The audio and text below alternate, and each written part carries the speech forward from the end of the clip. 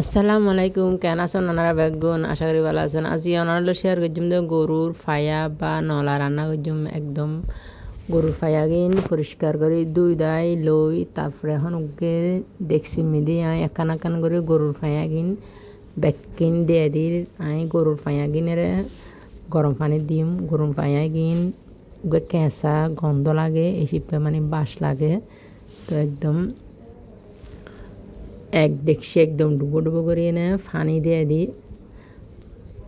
তো চুলো জ্বালা দিই, একদম ব্যাকিনেরে লাড়াচাড়া করে দিই। আসলে শীতের দিনত পাতলা পাতলা শীতের সমন মিলি কিন্তু গরু নলা খাইতে বেশা বেশি মজা লাগে। তো আজি ওনারে বানাই এনে দাহের। তো পুরোনো দিনে গুড়ি দিই ফায়া গিন। তো গরম পানির দিয়ে দিই ফায়া গিন। তো গরম পানির দিলে কিন্তু মানে গন্ধই বান্ন লাগে কি একদম পরিষ্কার গিয়ে।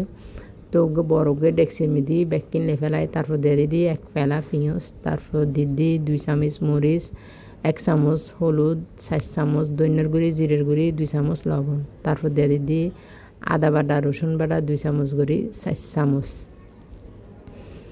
তারপর দিয়ে দিদি সর্ষে বাটা 1.5 চামচ। সর্ষে বাটা দিলে আলাদা উগে খুশবু লাগে নলা দিই, এসে সর্ষে বাটা দিয়ে দিই।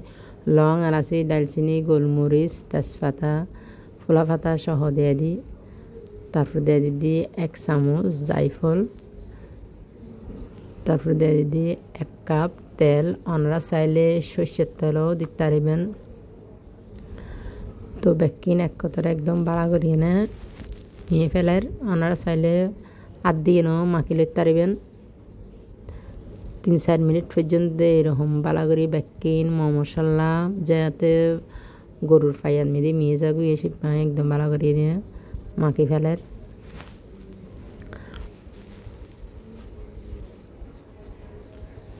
তখন 4-5 কেজি পর্যন্ত পানি দিয়ে দিম।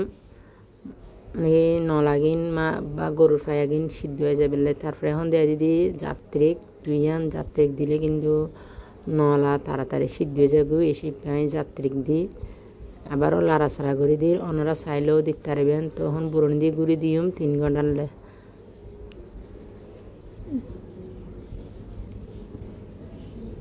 আবারও বরণে কুলিয়ে নাই চায়ের মাঝে মাঝে কিন্তু আই লাড়াচাড়া করে দিই, নিচে দিই নলাগি বেলাই আর কি। তো আবারও একদম বালা করিয়ে না লাড়াচাড়া করে দিই। ফায়াগিন কিন্তু প্রায় সিদ্ধ হচ্ছে আর কি, মানে ইজি গিয়ে আর কি। তারপরে লাড়াচাড়া করে দিই। তো বরণে দিয়ে নাই আবারও করে দিই। তারপরে এখন লই লাক্কি দিই তেতরে পানিত ভিজে দি লাক্কি একদম ঘন তেতে কিন দিয়ে দির। তেতো দিলে কিন্তু মুখ মারি নইয়ে টক টক খাইতে কিন্তু আলাদা মজা লাগে। এসে পাই তেতো দিই। ওনারা চাইলেও দিতে পারবেন, নইলে লেবুও দিতে পারবেন। তো বরণি দিয়ে গুঁড়ি দিয়ে রান্না ফুরাফুরিও গিয়ে। তারপরে এখন আই আবার তেলত বাজুম। হরেদ মিদি তেল দিয়ে দিই আধা কাপ। তারপর দিয়ে দিই পিঁয়াজ 1 ফেলা।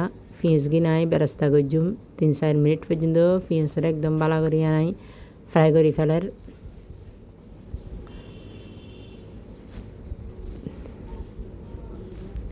তো পেঁয়াজ গিন নামে ফেলার।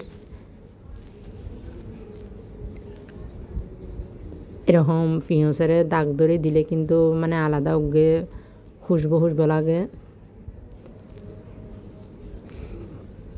আবার একদম বালা করি লাড়াচাড়া করে দিই। তারপরে দিয়ে দিদি 27 টুয়ে কাঁচামরিচ, তারপরে দিয়ে দিম ধনিয়া পাতা সহ দিয়ে দিন। ওনারা চাইলে সূর্যমরিচও দিতে পারবেন। আবারও একদম বালা করে লাড়াচাড়া করে দিন।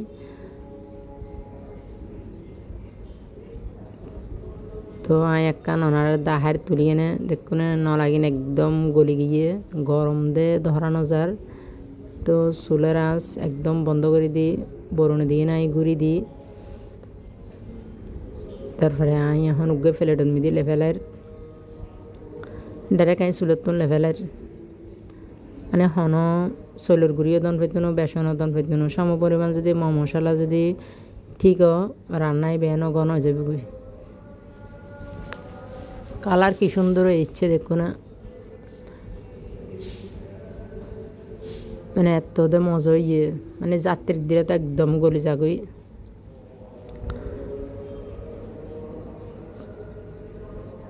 তো ওনারা আমি দাহের আমি কিছু পিঁয়াজ বেরেস্তা দিয়ে দিই ধনিয়া পাতা সহ দিই। ওনারা যদি ধনিয়া পাতা দিতে বালানো লাগে ওনারা বাদ দিতে পারিবেন, মানে দেখতে সুন্দর লাগবে আর কি। আমি ধনিয়া পাতা সহ দিই, এত পরিমাণ দিয়ে মজা ইয়ে মানে এন্ডিলে করি আসলে রান্না করলে বহুত মজা লাগে।